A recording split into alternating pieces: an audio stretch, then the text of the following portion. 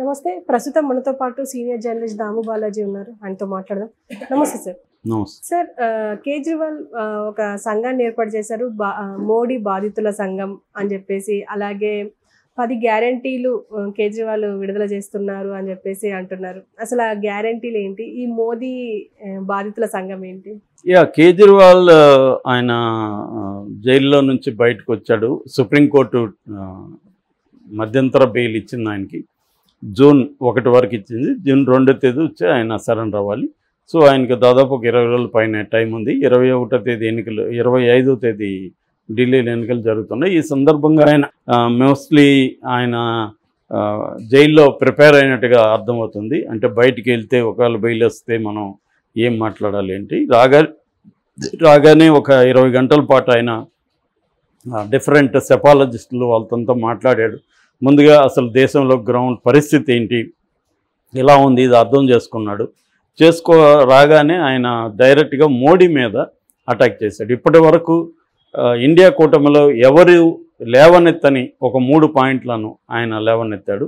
దాంతోపాటు ఒక 10 గ్యారంటీలు, అది కూడా ఇండియా కూటమి తరపున గ్యారంటీలు కాకుండా తన తరపున, అంటే మోడీకి పోటీగా తనను తాను నిలబెట్టుకొని మోడీ కంటే నేను బెటరు అన్న ఒక నెరేటివ్ని కేజ్రీవాల్ కన్స్ట్రక్ట్ చేయడానికి ట్రై చేస్తున్నట్టుగా అర్థమవుతుంది.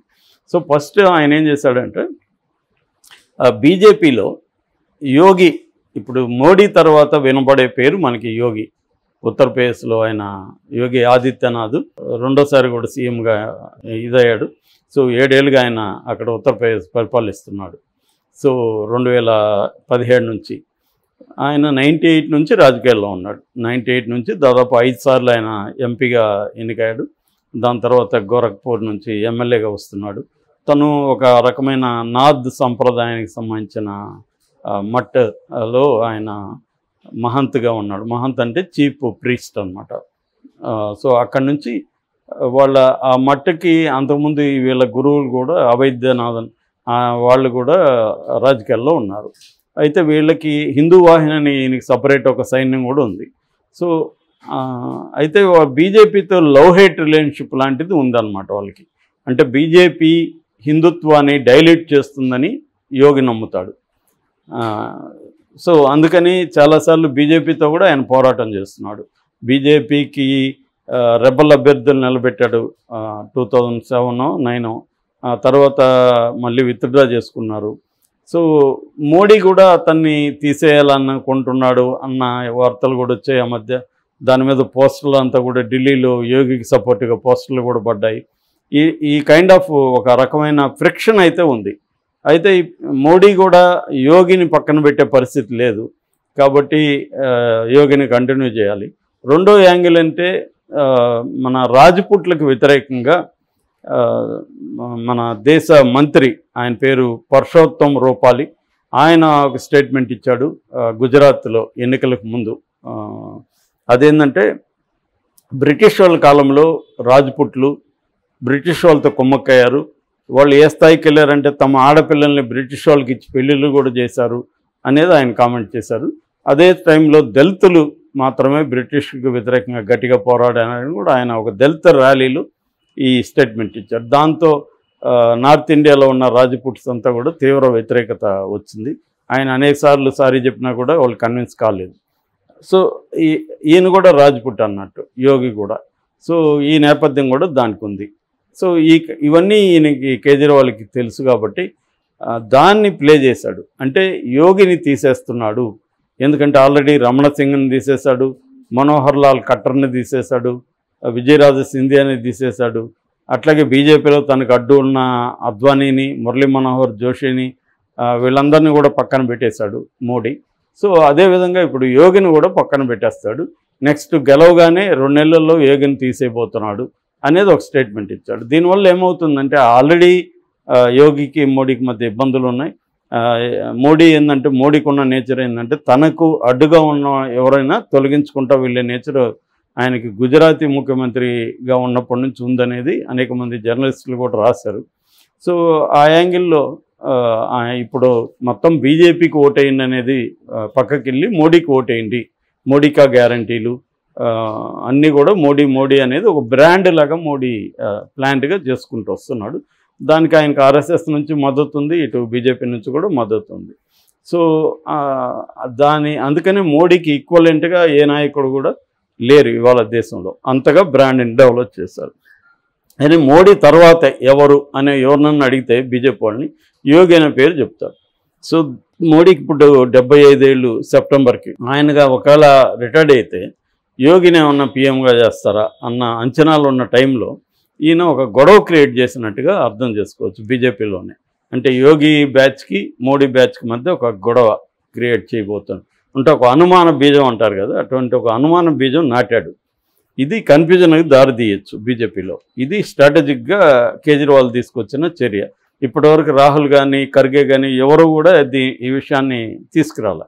రెండవది, మోడీ వచ్చిన తర్వాత ఒక రూల్ పెట్టారు బీజేపీలో. అదేంటంటే 75 ఏళ్ల తర్వాత యాక్టివ్ పొలిటీషియన్గా ఎవరు ఉండకూడదు, పదవులు ఇవ్వకూడదని. సో ఆ రకంగానే మన అద్వానీని వెనక్కి పెట్టేశారు, మురళీ మనోహర్ జోషిని పక్కన పెట్టేశారు. కానీ మోడీకి ఇప్పుడు నెక్స్ట్ ఇయర్ 2025 సెప్టెంబర్ నాటికి 75 నిండిపోతాయి. సో మరి మోడీ రిటైర్డ్ అయిపోతున్నాడు. సో మోడీ రిటైర్డ్ అయిపోతే మోడీకి గ్యారెంటీలు ఎట్లా అమలు అవుతాయి? కాబట్టి ఎవరు కాబోయే పీఎం, అమిత్ షానా అని ఈయన ఇంకొక గొడవ క్రియేట్ చేశాడు. సో ఈ గందరగోళాలు క్రియేట్ చేయడానికి వాంటెడ్లీగానే వ్యూహాత్మకంగానే కేజ్రీవాల్ తీసుకొచ్చాడు. మూడవది, ప్రతిపక్షాలు అందరినీ కూడా నాకు జరిగిన అన్యాయమే మీకు కూడా జరుగుతుంది, నన్ను అరెస్ట్ చేసినాడు, హేమంత్ సోరెన్ అరెస్ట్ చేశారు, నెక్స్ట్ ఆయన టార్గెట్ మోడీ టార్గెట్ అయిన స్టాలిన్ అరెస్ట్ చేస్తాడు, పినరయి విజయ్ని అరెస్ట్ చేస్తాడు, తేజస్వి యాదవ్ని అరెస్ట్ చేస్తాడు, కేసీఆర్ని అరెస్ట్ చేస్తాడు. ఇలాంటి ఒక నెరేటివ్ కూడా ఆయన బయటికి తీసుకొచ్చాడు. అంటే దీనివల్ల ఏమంటే మోడీ బాధితులను అందరినీ ఏకం చేయడం, మోడీ బాధితులు కావచ్చు, కాబోయే బాధితులు కావచ్చు. ఆల్రెడీ తమిళనాడు గవర్నమెంట్లో 2 మినిస్టర్లు జైల్లో ఉన్నాడు. బాలాజీ ఆయన పేరు ఏదో ఉంది, ఆ మినిస్టర్ జైల్లో ఉన్నారు. అట్లాగే పినరయి విజయ్ మీద, వాళ్ళ కూతురు మీద కూడా అనేక ఆరోపణలు, ఈడీ ఇవన్నీ ఉన్నాయి. ఇక తేజస్వి యాదవ్ మీద కేసులు ఉన్నాయి. ఇలా మొత్తంగా మనకి ఇప్పుడు ఇక్కడ కేసీఆర్ కూతురు అరెస్ట్ అయింది, కేసీఆర్ మీద కూడా రేపు పెట్టే అవకాశం ఉంది. రేపు కూటమి అక్కడ గెలిచి అక్కడ బీజేపీ వస్తే సెంట్రల్లో జగన్ను కూడా జైల్లో పెట్టచ్చు. ఇలాగా ప్రతిపక్ష నాయకులందరినీ జైల్లో పెడతాడు మోడీ, మనం యునైట్ అయ్యి ఫైట్ చేయాలి అన్న ఒక నెరేటివ్ను కూడా కేజ్రీవాల్ ప్రజల ముందుకు తీసుకొచ్చాడు. సో ఒక వ్యూహాత్మకంగా వెళ్తున్నాడు కేజ్రీవాల్. ఇది కాకుండా 10 గ్యారంటీలు ఇచ్చాడు. ఆ 10 ఏంటంటే విద్యుత్తు, ఎలక్ట్రిసిటీ 200 యూనిట్లు 24 గంటలు దేశవ్యాప్తంగా ఫ్రీగా ఇస్తానని, తర్వాత ఉచిత విద్య ఇస్తానని, మూడవది ఆరోగ్యం, గవర్నమెంట్ హాస్పిటల్స్ని స్ట్రెంగ్తన్ చేస్తాం, ఆరోగ్యశ్రీ లాంటి ప్రైవేట్ హాస్పిటల్లో కూడా వైద్యం అందిస్తాం అన్నాడు. చైనా నుంచి భూభాగాన్ని మళ్ళీ మనం వెనక్కి లాక్కుంటాం, మన దగ్గర ఉన్న మన భూభాగం వాళ్ళు ఆక్యుపై చేశారు, దాన్ని వెనక్కి లాక్కుంటాం అనేది ఒకటి చెప్పాడు. తర్వాత అగ్నివీర్ పథకాన్ని తీసుకొచ్చింది బీజేపీ, దాన్ని రద్దు చేస్తామని చెప్పాడు. తర్వాత 6వది, రైతులకు కనీస మద్దతు ధర గ్యారంటీ ఇస్తాం దేశవ్యాప్తంగా అని చెప్పాడు. ఇక ఢిల్లీని పూర్తి స్థాయి రాష్ట్రంగా చేస్తాం అని చెప్పాడు. ఇప్పుడు ఏంటంటే చాలా వరకు కేంద్రం కంట్రోల్లో ఉంది, అది కేంద్రపాలిత ప్రాంతం. సో 8వది, ఉపాధి, 7 కోట్ల ఉద్యోగాలు పర్ ఇయర్ ఇస్తాము అని హామీ ఇచ్చాడు. 9వది, అవినీతి రహిత భారతదేశం వైపుగా మేము వెళ్తామని చెప్పాడు. 10వది, జిఎస్టీ వల్ల చాలామంది నష్టపోతున్నారు, దాన్ని సరళీకృతం చేస్తాము అనేది చెప్పాడు, ముఖ్యంగా చిన్న వ్యాపారస్తులు వీళ్ళకి. సో ఇది బేసిక్గా ఆయన ఇచ్చిన 10 హామీలు. ఈ 10 హామీలు ఇండియా కూటమిని అడిగి ఇవ్వలేదు ఆయన, అది కూడా ఇచ్చేశాడు. ఇండియా కూటమికి నేను క్షమాపణలు చెప్తున్నాను, నాకు టైం లేదు వాళ్ళతో చర్చించడానికి, నాకైతే నమ్మకం ఉంది దీంట్లో ఇండియా కూటమి వ్యతిరేకించే పరిస్థితి ఏమి ఉండదు, నేను ఒప్పిస్తాను, నేను హామీ ఇస్తాను. ఇది కేజ్రీవాల్ హామీ గ్యారంటీలు